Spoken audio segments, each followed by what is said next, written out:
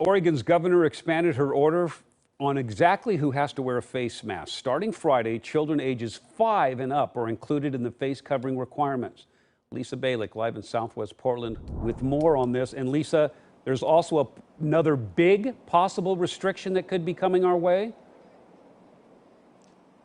Yeah, the governor today indicated she is working with her staff on travel restrictions to try and keep people coming in here who have COVID. We'll have more on that. Also, as far as the masks, that magic number of age 5, well, if you think about it, 5 is the age generally kids start kindergarten. So if kids do actually come back into the schools, they would all have to wear masks inside as well.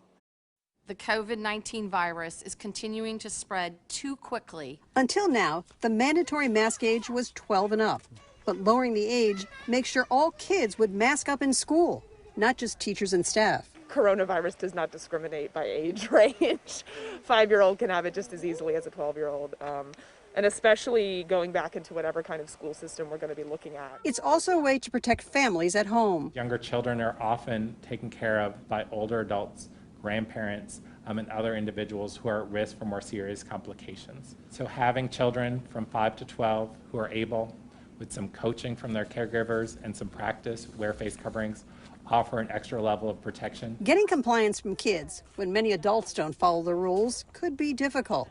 But some parents tell us kids can easily get on board, especially if everyone's wearing one. I think that's actually a pretty good idea.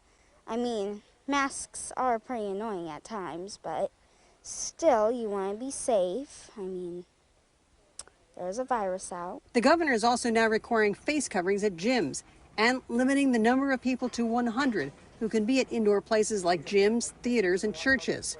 She's also rolling back closing time at bars and restaurants to 10 p.m. Here's what I want Oregonians to know. I don't make these decisions lightly, and there are no easy choices. Governor Brown is also looking at stopping the spread coming in from other states. I've already directed my team and the Oregon Health Authority to evaluate the process for restricting tourist travel into Oregon from the states with high infection rates, or requiring mandatory quarantine for people coming here from hotspots.